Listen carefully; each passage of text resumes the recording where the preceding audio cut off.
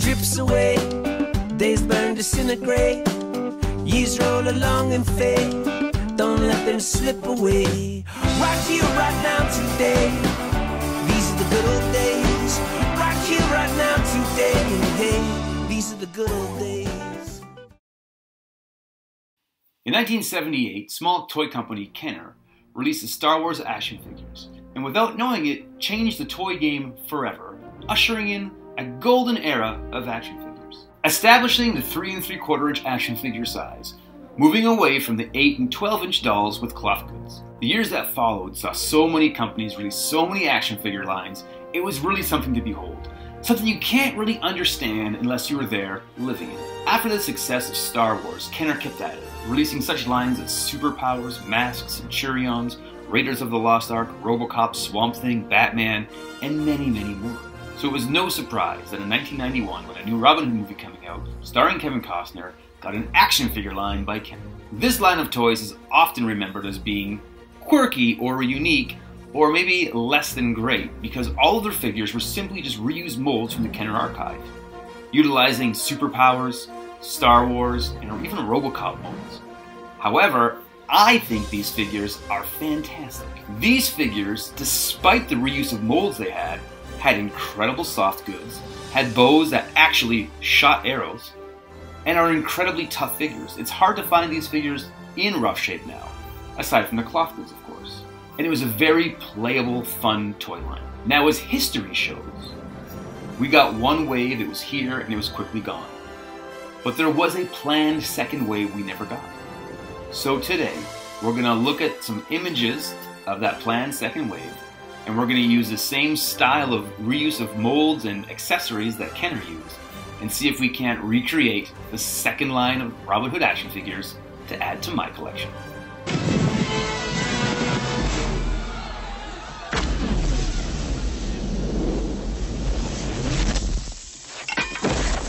Alright, in the planned second wave, there appears to be 5 new figures. Battle Azim, Combat Robin Hood, King Richard, Flaming Arrow Robin Hood, and a Celtic Barbarian. So today we're going to try and tackle 4 of them. The only one we're not going to tackle today is King Richard. We're going to give him his own video in part 2, because he's going to take a little more investigation. The first figure from wave 2 we're going to look at is Flaming Arrow Robin Hood. Now for this we're going to use the Longbow Robin Hood base body, and we're going to take out our template for his tunic we have here. You can download our templates off of our Facebook page, and they're all made available for you there. So you're never going to find exactly the same pattern as in the prototype photo, but I did find kind of this tapestry looking medieval patterned kind of material. So we're going to take advantage of the horizontal lines, and we're going to cut out the tunic using our template here and put it onto Robin. But before we do that, in the reference photo, his legs are actually painted green, so we're going to paint his legs green. And so what we're going to do for the green on his legs is I'm going to use some leaf green here to kind of give it that Sherwood Forest looking green, but I'm going to mix in a little bit of gold as well, just to give it a little darker tone and a little bit of metallic sheen, and that way it won't look as flat as regular acrylic paint on things. It'll kind of have a bit of a gloss or a luster to it. So I'm just going to mix these two colors together and get a nice kind of dark lustery green, and then just apply a couple coats to his legs and it'll be ready to go. And as we finish up painting Robin's legs here, that has worked out nice. That color and luster looks good, so we'll just set them aside and we'll let them dry. The next step here is to cut out the template for our tunic, and like I say, we like to cut these out and then tape them down to the material, and then cut them out of the material to get a nice replication here, and the tape really stops the ends from fraying too much, and it just works out really, really well. We've done it a couple times with our Ninja Turtles and Dick Tracy and Shadow, so we've done it a few other times, so this method is kind of what we do here, and it works out really, really well. And next we're going to do the same thing for the collar-y shoulder part of his tunic there. So we're going to use some just maroon material here, and that's what it looks like the most in the reference material. Again, just taping it down and cutting it out. And that should do it, and you have your collar. Now that we have our collar and our tunic cut, what we're going to do is just with a couple dots of hot glue, because this is kind of thick material, and we're just going to glue the collar onto the center of the tunic. The next step is to cut out the neck hole in the tunic. Just be careful when you're doing that not to cut through it, but yeah, we'll cut through the neck hole and we will be ready to put it on Robin. Alright, and the last step for the neck is to cut away the middle part, because it actually doesn't come full circle, it's separated in the middle. And then we can put it on Robin, and you're going to see that it looks a little bit like a poncho at first, but we're going to make a belt to snug it up a little bit. Now I kind of have this pattern goldy kind of material here. We're going to just take the edge off of that, and that's what we're going to use to make our belt. Alright, so I found a cool little piece of pattern here in the middle of it.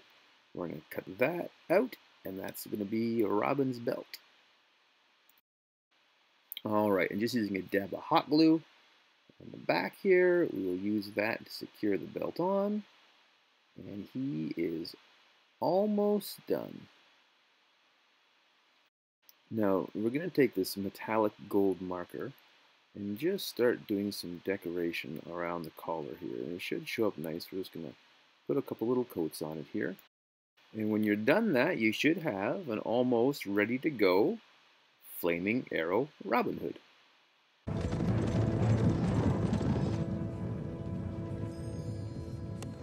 How did your uneducated kind ever take Jerusalem?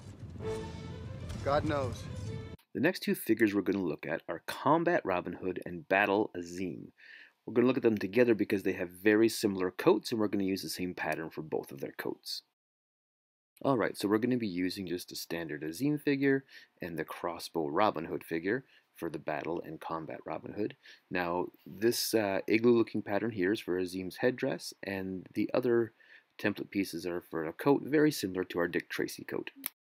Alright, now in my scrap bin, I didn't have anything quite as dark as the Robin Hood coat in the pictures, so we're going to use this lighter brown.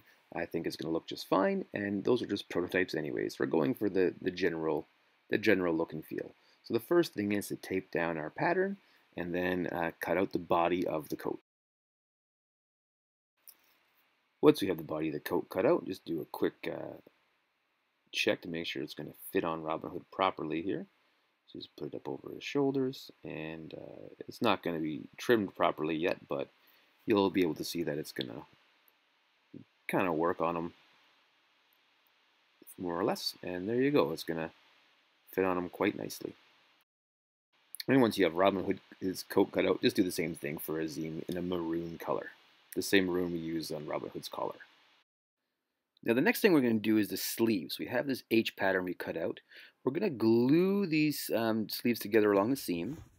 And when that happens, we're going to be able to just take our tube of sleeves here and throw them onto Robin Hood's arms. Now it's going to look real goofy and long, because you want your sleeves to be too long at first. So long, in fact, that he almost looks like the guy from the end of RoboCop falling out of the building. Alright, and then once we have the sleeves on, we're just going to trim them down to size, make them just a little bit longer than Robin's arms to begin with. And that way we've got a little bit of material left over to play. Then we're going to take them off of Robin and slip them into the armholes of the coat and just kind of pull them through. But you want to leave a little bit left on the inside when you get them through, so they're not sticking out. And then, once you have it situated right, we're going to take, again, a couple of dots of hot glue and just hot glue these sleeves into place using the extra flap we have in the middle there. Alright, once we have those sleeves glued into place, it's just a matter of fitting it onto Robin Hood. His arms are a little bit odd to get in because of the way he's holding his bow. But once you have his arms in the coat, you're going to notice the coat's a little bit too big. So we're just going to trim the front of it a little bit so it fits him properly. So yeah, we're just going to trim off a little from each side of it. That side, and then this side. And then the coat's going to fit him a wee bit better. Then we're going to take the collar, fold it down, and put a dab of glue behind the collar just to hold it in place so it kind of looks a little bit better on him there. And we have his basis of his coat done. Now once you do that, you just do exactly the same thing for Azim out of maroon material. Now you can see I've already drawn some guidelines on Azim's coat where we're going to put the embellishments on. So both of these coats have vertical lines just down the kind of lapels, and just add some. The Robin's is a little bit more boring, so we're going to add some kind of this beige goldy material here, just as the prototype pictures seem to have some stripes going down there, just to add a little bit of depth to the coat. It's still kind of a boring coat. This Robin Hood could be called Combat Robin Hood or Robin Hood in a boring coat. But that's what we're going to kind of try to make. So we're just going to put a couple pieces in here, glue them in place, one on each side, and then we're going to trim them to fit. And then Robin Hood's coat is essentially done. That's kind of more or less how it looked in the prototype picture, a little lighter. Now for Azim, we're going to use that same gold pattern material that we used for Flaming Arrow Robin Hood's belt. And we're just going to add, again, a couple of vertical lines down his coat, and to kind of mimic what it looked like in the prototype pictures. So again, we're going to put one on this side, we're going to glue it in place, and we're going to put one on the other side, and glue that one in place, and he's already kind of looking pretty great. Now, Battle Azim is taking shape here, and I think it's quite comical that in that prototype picture he was called Battle Azim, because this look in the movie actually happened when Robin Hood got married. And it's a little bit different look. You can see he's got some dark blue in it as well. And he's also wearing this kind of cummerbund belt. So we're going to combine those two things. We're going to make a dark blue cummerbund style belt there to bring this figure together. So I'm just going to cut this sheen kind of looking darker blue material into that kind of belt style. We're going to just glue it into place here. And I think without getting too complicated, you get a real good-looking Azim that kind of looks and feels like an authentic look in the movie. We're going to glue it in place, and we're all set to go here to work on the most complicated part of this entire build. So for Azim's head covering, we have this real thin piece of nice white material. It's kind of silky, and this igloo shape pattern we have cut out here in our template. So we're just going to cut this material into this igloo shape pattern, for lack of a better term. I've done a lot of trial and error, and this seems to be the shape that works the best, even though this next process is a little bit tricky. So once we have our material cut, we're going to kind of place it over top of Azim's head, with the round part going forward. Kind of roll it on top. Again, this is a little bit tricky. You're going to have to finick around with it a little bit. Then I'm going to take some thread, and I'm just going to wrap some thread around it, creating a bit of a headband around this material. Again, it's a little bit tricky, but it's going to work well if you get it done. So I wrap it around a bunch of times and create kind of a headband here. So we're going to do a couple of rotations around of that, and then we're going to tie it off at the back so it's stuck in place. And then we're going to flip over the top so you kind of have this look going on. You can get some of these strings out of the way. And then with that extra tail we cut, you wrap it around the bottom of his neck. You don't cover his face. He's not a ninja, so you can get it down below his chin there. But you kind of wrap it around behind him, and you can kind of tuck it in behind, and you kind of have what looks like Azim's headgear. So when that is done, he's really kind of coming together. And again, you're going to kind of clean these stringy pieces off from that thin material we had.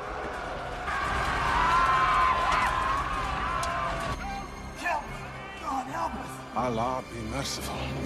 Alright, so next up is the Celtic Barbarian figure, which is a reuse of the mold they used for the Dark Warrior figure.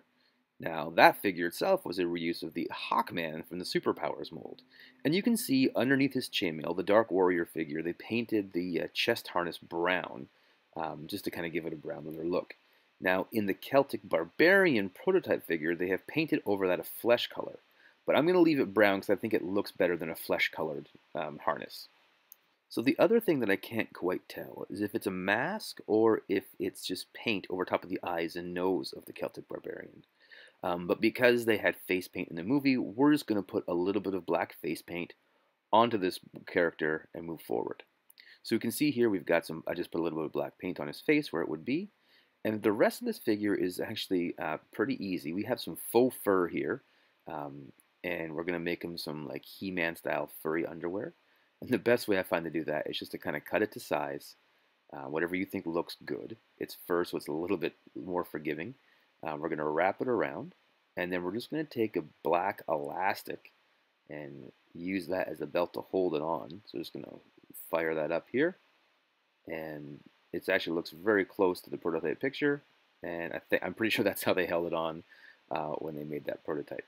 So that's how his underwear works, and we're going to do the very similar thing for his headdress. We're just going to take a smaller piece of the faux fur and tie it together at the back with a little piece of black elastic, you can see there, and we're just going to slip it onto his head, and we've got a pretty accurate looking Celtic Barbarian that's going to fit in real nice with the rest of our Robin Hood figures.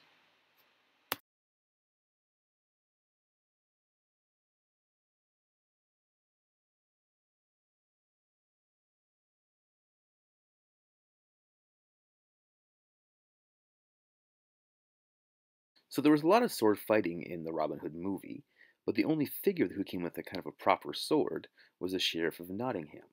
And when looking at the prototype material, it appears that his sword was just remolded for Combat Robin Hood and for King Richard.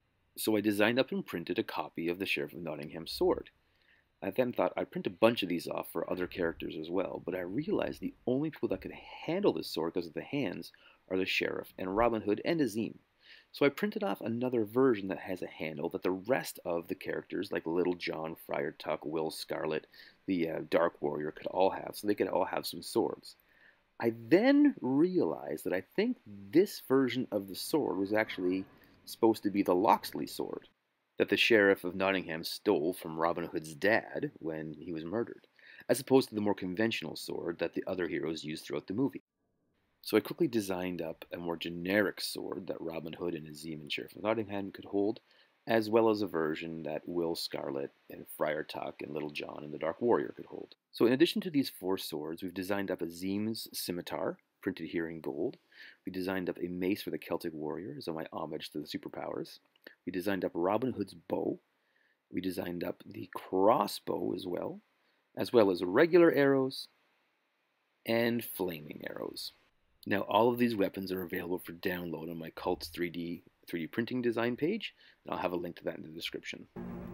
Once they're all armed up, these figures look like they fit in great with the rest of the Robin Hood figure line.